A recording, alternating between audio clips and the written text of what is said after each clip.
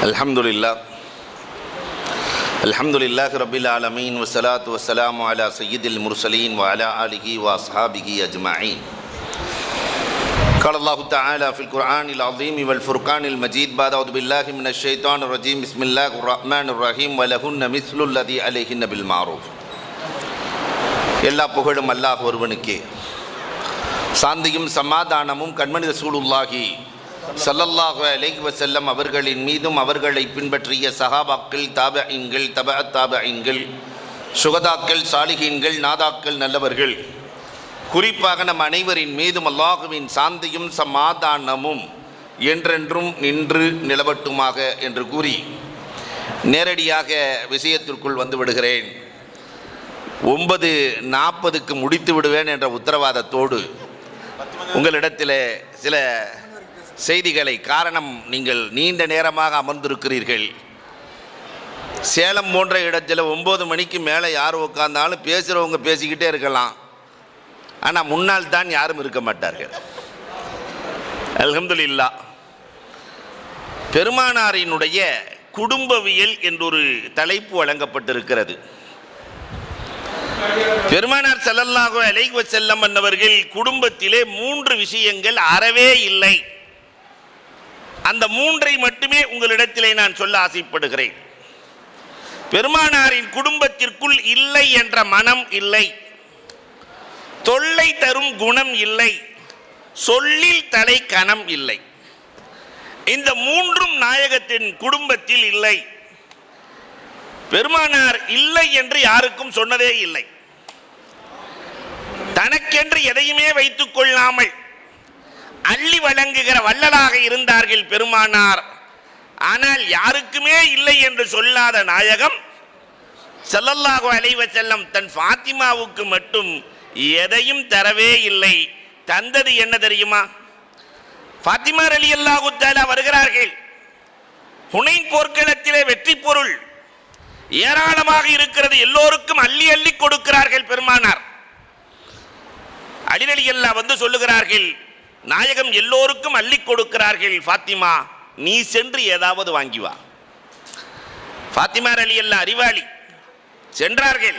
நாயகமே, ஏற்கனவே உங்களிடத்தில் என்னிடத்தில் ஒன்றுமில்லை என்று சொன்னேன். சுப்ஹானல்லாஹ் 33 தடவை, அல்ஹம்துலில்லாஹ் 33 தடவை, அல்லாஹு அக்பர் 34 தடவை ஓதிக்கொள் என்று சொல்லிவிட்டீர்கள் ரசூலே. எங்க வீட்டில் எதுக்குமே இல்லை, ஏதாவது கொடுங்க ரசூலே.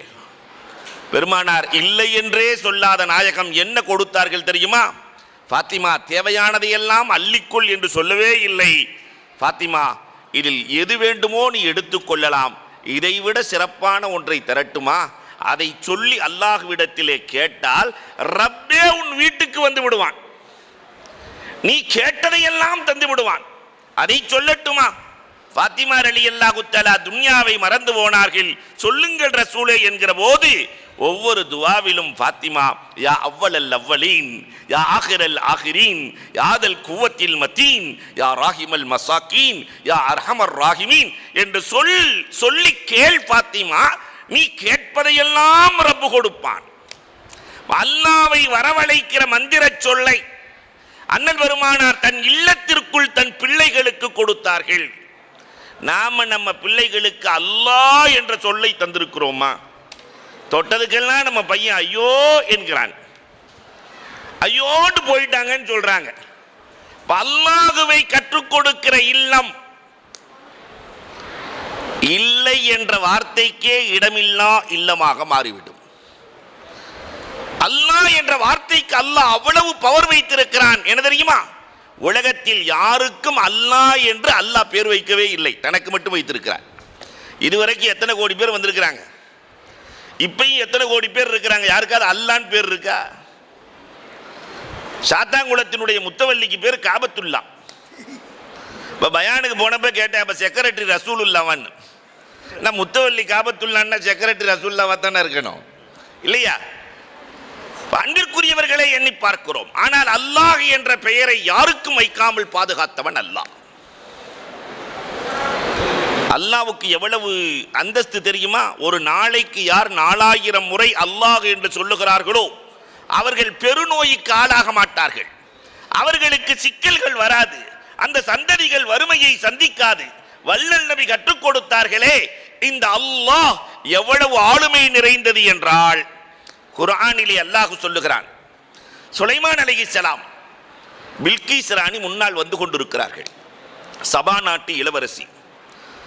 அந்த பில்கீஸ் உள்ளே வருகிற போது ஒரு அதிசயம் காட்ட வேண்டும்.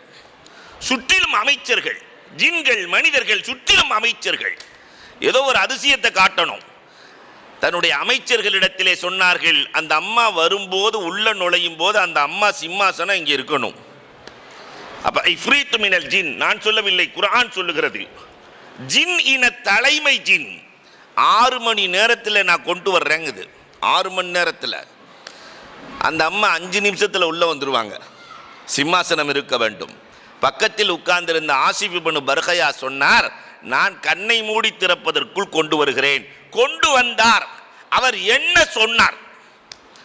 கண் சிமிட்டும் நேரத்தில் 2000 மைல்களுக்கு அப்பால் இருந்த சிம்மாசனம் இங்கு வந்ததே. அவர் என்ன சொன்னார்? முஃபஸ்ஸிரீன்கள் எழுதுகிறார்கள், உள்ளத்தில் இருந்து அல்லாஹ் என்றார். அந்த சிம்மாசனம் இங்கே வந்தது. பூமியை புரட்டி நிறுத்தினான் அல்லாஹ். அப்ப நம்ம இல்லத்துக்குள்ள இந்த ஊரு அல்லாஹ்வையும் திக்ரையும் மதித்த ஊர். நம்முடைய குடும்பங்களுக்குள் அந்த திக்ர் இருக்கிறதா? அன்பிற்குரியவர்களை எண்ணி பார்க்க வேண்டும். விக்ருல்லா, லா ஹவுல வலா குவத்த இல்லா பில்லா, அஸ்தக்ஃபிருல்லா இந்த இல்லங்களுக்குள் வந்துவிட்டால் இல்லை என்ற நிலையே வராது. இரண்டாவது குடும்பத்தில் ரசூலுக்கு தொல்லை தரும் குணம் இருந்ததே இல்லை. ரசூலுல்லாஹ் தன்னுடைய மனைவிமார்கள், உலக அதிசயத்தில் இதெல்லாம் ஒண்ணு. இன்னைக்கு 2 மனைவி கட்டி ஒரு ஆள் நான் சந்தோஷமா இருக்கிறேன்னு யாராவது காட்ட முடியுமா? 2 பொண்டாட்டி ஒண்ணுக்கே படாத பாடா இருக்குங்கிறார் ஜாபர் சாதி கஜரத்து. வீட்டில் அநேகமா வந்திருந்தாங்கன்னா சிக்கல் தான் இல்லையா?